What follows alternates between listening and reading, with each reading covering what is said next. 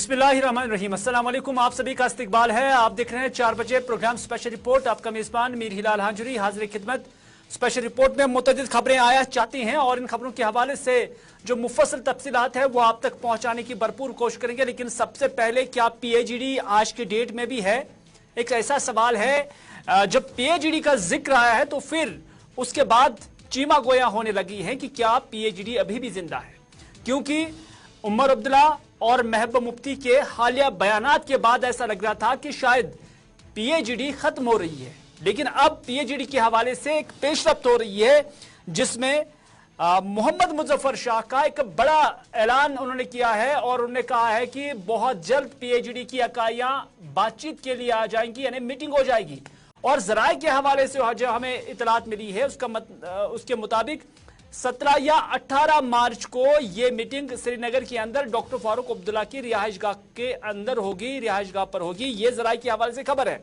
लेकिन मुजफ्फर शाह कहते हैं, मोहम्मद मुजफ्फर शाह यही कहते हैं कि डॉक्टर फारूक अब्दुल्ला के साथ भी बात हुई है और उन्होंने कहा कि, और बड़े दावे के साथ मोहम्मद मुजफ्फर शाह का कहना है कि PAGD पहले से स्ट्रांग बन जाएगी।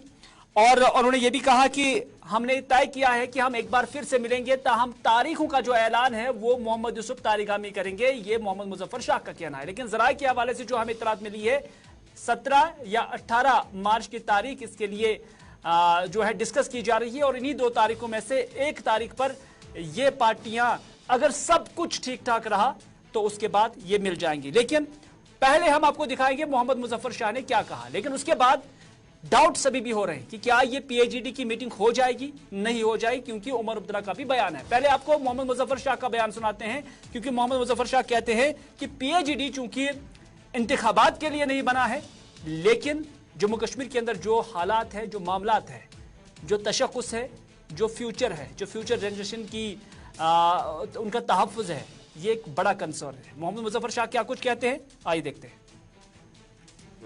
PAGD का आपको एक बात समझनी चाहिए, इलेक्टोरल पॉलिटिक्स के लिए नहीं है, मगर चूंकि कश्मीर का इशू इस तरह से जुड़ा हुआ है, 370 को लेके हमारी जमीनों का मामला, हमारे बच्चों का मामला, हमारी आइंदा नस्लों का मामला, सो इसलिए हमारा यूनाइटेड रहना बहुत ही जरूरी है।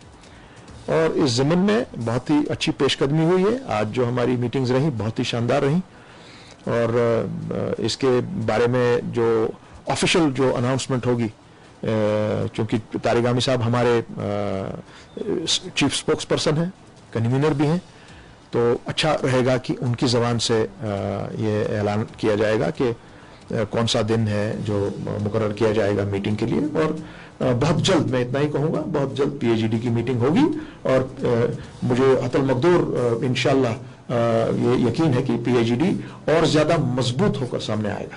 क्या सभी कॉन्स्टिट्यूएंसी राजी हो गए हैं मीटिंग के लिए? जी हाँ, बिल्कुल। जब डॉक्टर फारूक साहब ने भी बताया है कि हाँ जी बात करनी पड़ेगी, करेंगे। चलिए, आपने सुना, ये मोहम्मद मुजफ्फर शाह कहते हैं कि डॉक्टर फारूक अब्दुल्ला ने कहा कि हाँ बातचीत होनी चाहिए और बातचीत हो जाएगी। मोहम्मद यूसुफ तारिगामी तारीख देंगे मीटिंग का। लेकिन ऐसा ही सवाल आज उमर अब्दुल्ला जब बाद नमाज जुमा, जुमा की नमाज अदा करने के बाद जब वो मीडिया नुमाइंदों से मुखातिब हुए तो उनसे सवाल पूछा गया कि PAGD का क्या अपडेट है। तो उमर अब्दुल्ला ने कहा कि PAGD पर आपको किस अपडेट का इंतजार है। उमर अब्दुल्ला का कहना है कि PAGD पर आपको किस अपडेट का इंतजार है। सवाल पूछा गया कि खबर है कि 17 और 18 तारीख को फारूक साहब के घर पर PAGD की मीटिंग होगी। जवाब में उमर अब्दुल्ला ने कहा कि अगर है तो ये फारूक साहब से कहा जाए, मैं PAGD का कोई मेंबर नहीं हूं, हाँ मैं नेशनल कॉन्फ्रेंस से ताल्लुक रखता हूं। उमर अब्दुल्ला से यह भी पूछा गया जाते जाते कि कैंडिडेट्स का ऐलान कब किया जाएगा। उन्होंने कहा कि जब हम चाहेंगे। उमर अब्दुल्ला ने मजीद क्या कुछ कहा, उन्हीं की जुबानी सुनते हैं। PAGD को सीट शेयरिंग लेके कोई अपडेट आया अभी? आपको किस अपडेट के इंतजार में है? अपना सुना कोई मीटिंग हो रही है सर? कब? कहा जाता है कि 17 या 18 मार्च को फारूक अब्दुल्ला के घर पे PAGD की मीटिंग। अगर है तो आप फारूक अब्दुल्ला साहब से पूछे ना। मेरा PAGD से कोई मतलब मैं उसमें कोई अहदेदार हूँ नहीं। जो PAGD के अहदेदार हैं आप उनसे पूछ लीजिए। मेरा ताल्लुक तो नेशनल कॉन्फ्रेंस से है। सर कैंडिडेट्स कब तक आप अनाउंस करेंगे? जब हमारी मर्जी होगी। सर भारत जोड़ो यात्रा में क्या उमर साहब करेंगे? भारत जोड़ो न्याय यात्रा जो मुंबई के अंदर है तो उसमें भी उमर अब्दुल्ला नहीं जाएंगे। ये नाराजगी है या ये फैसला है? लेकिन पीएचडी की जो ये मीटिंग होगी ये किस माहौल के अंदर होगी? क्योंकि उमर अब्दुल्ला सबसे बड़ी कॉन्स्टिट्यूएंट जो पीएचडी का है नेशनल कॉन्फ्रेंस जिसके सदर हैं डॉक्टर फारूक अब्दुल्ला उसी का हिस्सा है और वो कहते हैं कि इस पर किस अपडेट का आपको अभी इंतजार है। सईद रूफ फारूकी इस वक्त हमारे साथ मौजूद है। सईद रूफ फारूकी से ही जाने की कोशिश करेंगे। सईद रूफ, एक तरफ पीएचडी की जो अकाइयां है मोहम्मद मुजफ्फर शाह वो कहते हैं कि ये मीटिंग होकर रहेगी। डॉक्टर फारूक अब्दुल्ला से बाज़ाब्ता हमने सलाह मशवरा किया और मोहम्मद यूसुफ तारिगामी बाज़ाब्ता तौर पर ऐलान करेंगे, लेकिन उमर अब्दुल्ला कहते हैं कि आपको किस सीट शेयरिंग के हवाले से अपडेट का इंतजार है? आप माहौल किस तरह का देख रहे हैं?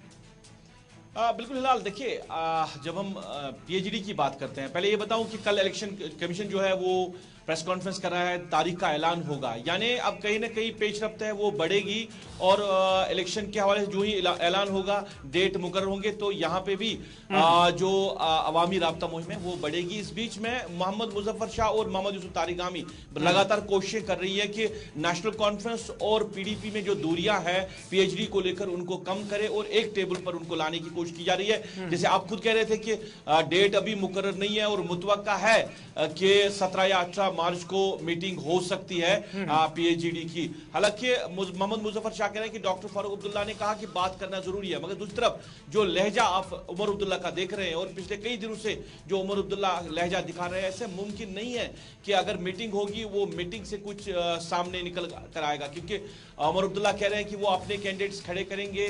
उनके कैंडिडेट्स कश्मीर की जब हम बात करते हैं तीनों स्टेटों पे उनके कैंडिडेट्स होंगे और इसके साथ साथ जम्मू में अगर कांग्रेस के साथ बात करनी पड़ी तो कांग्रेस के साथ बात करेंगे, लद्दाख में अपना कैंडिडेट खड़ा करेंगे। यानी उमर अब्दुल्ला ने साफ कर दिया है और आज जो अभी अपने लोगों तक उनकी बाइट भी पहुंचाई है, जो लहजा था उमर अब्दुल्ला की कि आप किस हवाले से बात करना चाहते हैं, यानी सीट शेयरिंग को लेकर उमर अब्दुल्ला ने जो पहले बात कही है वो उस पर बजिद है कि कोई भी जो पेशरफ्त है आगे नहीं बढ़ पाएगी। उन्होंने कहा कि वो पीएचडी का हिस्सा नहीं है, पर फिलहाल मैं आपको बताऊं और नाज़रीन को भी ये बताते चले कि जब भी पीएचडी की मीटिंग हुआ करती तो उमर अब्दुल्ला उन मीटिंग का एहतमाम करते थे, उमर अब्दुल्ला उन मीटिंग में शामिल होते थे। अब जब लेकिन मेंबर नहीं है, जो मेंबर है वो डॉक्टर फारूक अब्दुल्ला ही है, लेकिन नेशनल कॉन्फ्रेंस के विदिन ही अब ये बॉल पड़ती है। उन्हीं के कोर्ट में ये देखना होगा कि क्या जो वालिद साहब डॉक्टर फारूक अब्दुल्ला हैं और उमर साहब जो उनके बेटे हैं, क्या उनके दरमियान कोई सलाह मशवरा बनता है? क्योंकि अब सारा मामला जो वहीं पर है, चाहे तारिगामी साहब इसमें इंटरवीन कर रहे हैं, मोहम्मद मुजफ्फर शाह साहब इंटरवीन कर रहे हैं, या पीडीपी भी अपनी डिमांड रख रहे हैं, कांग्रेस भी अपनी तरफ से कोशिश कर रहे हैं कि पीडीपी को एक सीट दी जाए, तो क्या आपको लग रहा है कि डॉक्टर फारूक अब्दुल्ला साहब उमर अब्दुल्ला को कन्विंस कर पाएंगे और उसके बाद पीएचडी का जो प्लेटफॉर्म है वो आगे बढ़ पाएगा? देखिए, आज की डेट की बात करें तो ऐसा लग नहीं रहा है, अभी तक ऐसा नहीं लग रहा है कि वैसा माहौल बना है कि पीएचडी हो और फिर सीट शेयरिंग की बात हो और फिर उमर अब्दुल्ला जो है वो पीडीपी को या कांग्रेस को कोई सीट दे। जब कश्मीर की बात करते हैं तो वो इनकार कर रहे हैं सीट देंगे, क्योंकि ऐसा माहौल नहीं बन रहा है। डॉक्टर फारूक अब्दुल्ला मीटिंग बुला रहे हैं क्योंकि उसमें लगातार इंटरवेन कर रहे हैं मोहम्मद मुजफ्फर शाह और मोहम्मद यूसुफ तारिगामी। वो कह रहे हैं कि बात करनी है, क्योंकि हमने उस वक्त ये झंडा हाथ में उठाया जब अवाम परेशान था और हमने अवाम को वादा दिया था कि पीएचडी बनाकर हम आवाम के लिए सहूलियत लाएंगे और हम जम्मू कश्मीर की आवाम को इस दलदल से निकालेंगे। और आज जब इंतखाबात की बात आई है तो अलग अलग इंतखाब लड़ने का क्या जवाब बनता है। हालांकि पीएचडी के जब लीडरान के साथ बात करते हैं वो बार बार ये कहते हैं कि पीएचडी इलेक्शंस के लिए नहीं बनी है, इलेक्टोरल पॉलिटिक्स के लिए नहीं बनी है, तो फिर किसके लिए बनी है? जब आप इलेक्शन के वक्त आप इत्तेहाद नहीं कर पाएंगे तो बाकी चीजों पर इत्तेहाद कैसे हो सकता है, ये एक बड़ा सवाल है। अब ये बात है कि डॉक्टर फारूक अब्दुल्ला तो कन्विंस हो गए हैं जैसे मुजफ्फर शाह साहब कह रहे हैं, पर क्या उमर अब्दुल्ला को वो मनाने में कामयाब होंगे? ऐसा अभी लग नहीं रहा है, क्योंकि जो जराये से खबरें मिल रही है तो इसका क्या मतलब यही समझा जा सकता है कि जो ये मीटिंग होने वाली है अगर हो गई, अगर माहौल ने, हालात ने उसे मुमकिन बना दिया कि फिर ये मीटिंग हो गई है, तो फिर क्या ये डिस्कशन यही होगा सीट शेयरिंग की, जो पहले इंडिया ब्लॉक के अंदर होती थी, अभी पीएचडी के फोरम पर भी यही सीट शेयरिंग का एजेंडा रहेगा? हिलाल वक्त का तकाजा यही है कि अगर मीटिंग होगी तो बात सीट शेयरिंग की ही होगी, क्योंकि अगर जिस तरह इलेक्शन कमीशन कल जो है ऐलान करेगा, मुतवक्का है कि जम्मू कश्मीर के अंदर असेंबली इंतखाबात भी हो सकते हैं, चाहे लोकसभा इंतखाबात के साथ हो या उसके बाद हो, यानी हर एक मामले पर बात होगी। जब आप आज कन्विंस नहीं हो पाएंगे तो आइंदा के लिए क्या कन्विंस हो सकते हैं? तो बात जाहिर सी बात है, बात इलेक्शन की होगी, सीट शेयरिंग की होगी, पर मुमकिन नहीं लग रहा है कि नेशनल कॉन्फ्रेंस या उमर अब्दुल्ला जो है वो बात मानने के लिए तैयार है। उन्होंने मन बना लिया है कि नेशनल कॉन्फ्रेंस हर एक सीट पे अपने कैंडिडेट खड़ा करेगी, तो डॉक्टर फारूक अब्दुल्ला अब उनको कन्विंस कर पाएगा। ये कल ही या 18 तारीख के बाद ही ये अवाम तक ये बात सामने रखी जाएगी। बहुत बहुत शुक्रिया सईद रूफ फारूक की पूरी जानकारी देने के लिए और अपना नुक्ते नजर रखने के लिए। कुल मिलाकर ये न सिर्फ सीट शेयरिंग का मामला है बल्कि ये पीएचडी के वजूद का भी मामला है। अब देखने वाली बात होगी कि क्या पीएचडी आगे बढ़ पाएगी और कहीं ये सीट शेयरिंग का मामला ही पीएचडी के अंदर दरार का कोई वजह तो नहीं बन सकती है। 17 या 18 तारीख को जो मुतवक्का है कि एक मीटिंग हो जाएगी, उसके बाद ही तस्वीर साफ हो जाएगी।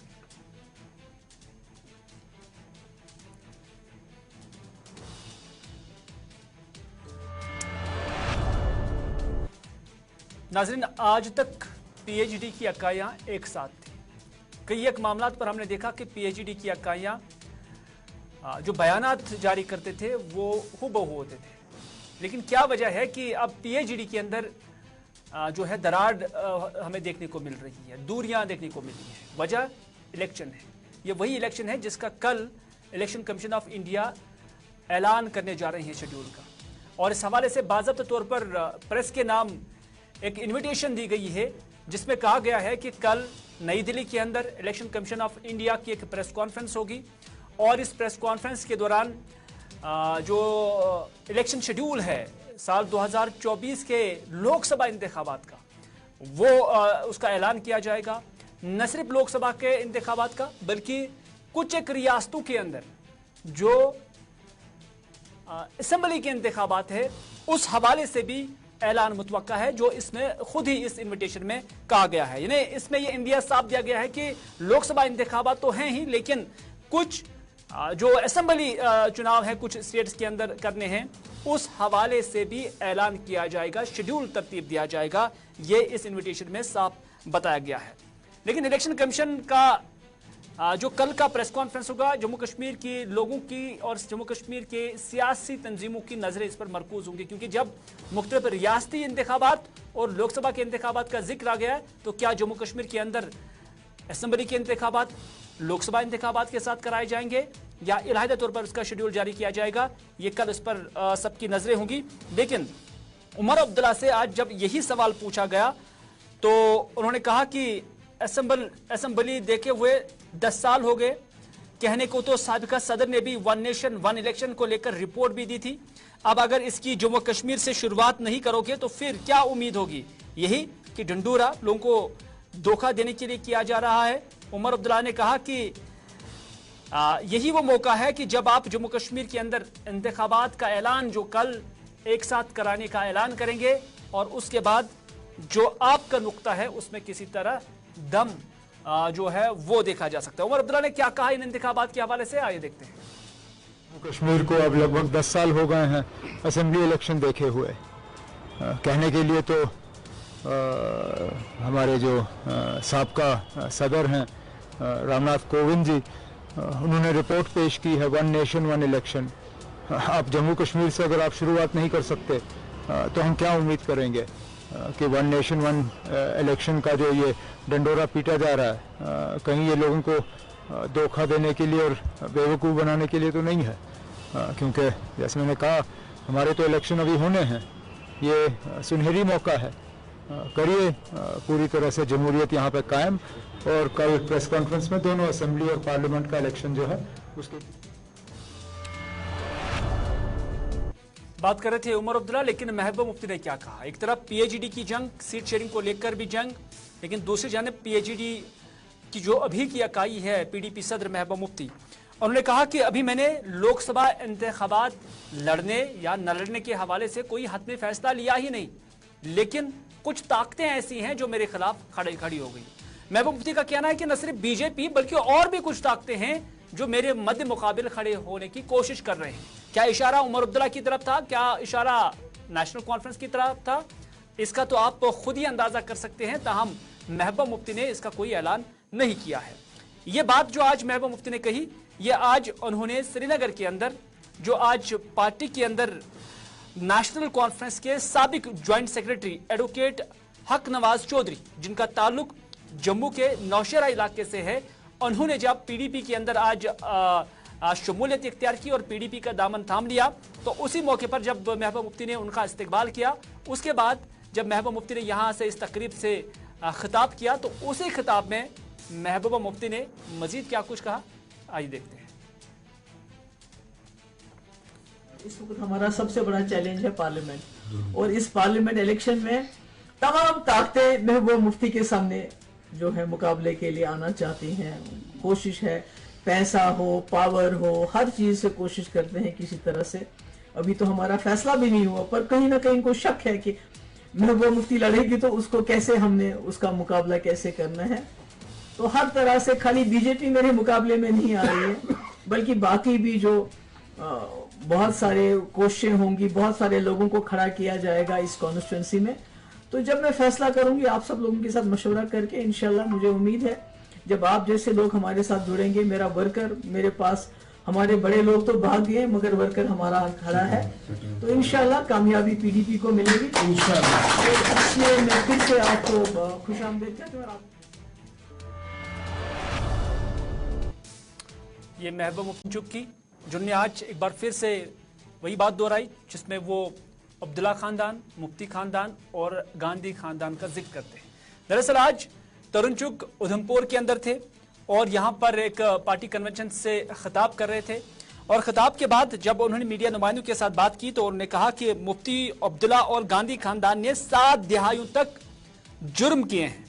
उन्होंने कहा कि पाकिस्तान में 1947 के बाद जो हिंदुओं पर जुल्म हुआ, उनके बकौल उस पर ये सारे खानदान चुप रहे।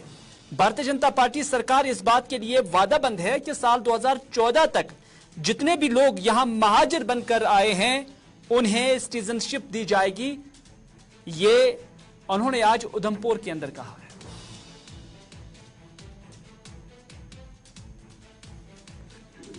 मुफ्ती अब्दुल्ला और गांधी नेहरू परिवार के वंशजों से कहना चाह रहा हूं, 7 दशक आपने अपराध किया है। 1947 जब देश आजाद हुआ था, तब जो पाकिस्तान में 28% अल्पसंख्यक, 22% हिंदू था, उसकी सुरक्षा और समृद्धि की गारंटी भारत सरकार ने ली थी। आज वो 2% रह गया, या मार दिया गया, या उनकी बहू बेटियों से बलात्कार किया गया, या जबरन धर्म परिवर्तन कराया गया, अत्याचार किया गया। ये जो नेता वंशवादी, चाहे वो मुफ्तीज हों, अब्दुल्लाज हों या गांधी नेहरू परिवार के हों, ये चुप रहे 7 दशक। हमारी कमिटमेंट है 2014 से पहले जितने भी शरणार्थी आए हैं, अत्याचार के कारण अपनी बहू बेटियों को बचाने के लिए, अपनी असमत बचाने के लिए, उनको हम नागरिकता दे रहे हैं, किसी की नागरिकता छीन नहीं रहे। और मैं अब्दुल्ला साहब को कहूंगा, घुसपैठिए और शरणार्थी में फर्क होता है। घुसपैठिया बंदूक लेकर आता है।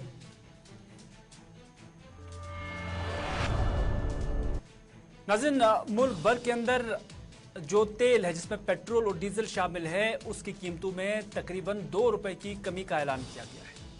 और इस हवाले से कांग्रेस का कहना है कि ये इलेक्शन की गोली है, यानी चुनावी गोली है।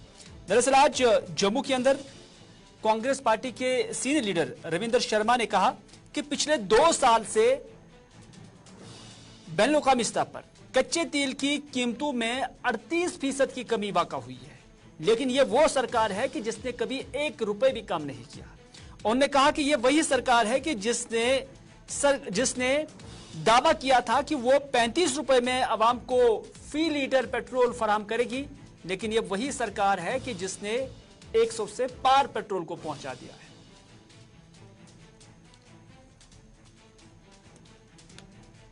पिछले 2 साल से 38% कच्चा तेल सस्ता हुआ और 2 रुपये ये काम नहीं किए। और आज चुनाव के 1 दिन पहले, कल चुनाव का ऐलान होना है, ये चुनावी गोली है और यही तरीके हैं उनके कि कहीं 5 किलो राशन दे दो जिसकी कीमत 15 रुपये है। मनमोहन सिंह सरकार ने फूड सिक्योरिटी एक्ट बनाया था, 3 रुपये किलो चावल की कीमत है। चीनी काट दी, मिट्टी का तेल काट दिया, 15 रुपये का चावल देकर के दुनिया में ढंढारा पीटते हैं। 80 करोड़ हम लोगों को राशन मुफ्त दे रहे हैं और ये 2 रुपये का क्या मतलब? ये तो 38% कम होना चाहिए था। और जो 35-36 रुपये पेट्रोल डीजल देने के लिए आए थे सत्ता में, आज 100 रुपये के करीब पेट्रोल और डीजल बिका है और इसमें 2 रुपये कम करके लोगों को झांसा है। लोगों को समझना चाहिए, मोदी जी ने कहा था कि अभी थोड़ी देर कड़वी गोली खाओ फिर मीठी आएगी। ये मीठी गोली है, फिर कड़वी आएगी और टैक्स बढ़ेगा, फिर मजे लेंगे चुनाव के बाद, क्योंकि कल चुनाव। नाज़रीन, आज के स्पेशल रिपोर्ट में बस इतना ही। अपने मेज़बान को दीजिए इजाज़त इस वादे के साथ कि अगर ज़िंदगी रही तो आपसे फिर होगी मुलाकात। तब तक के लिए अल्लाह निगहबान।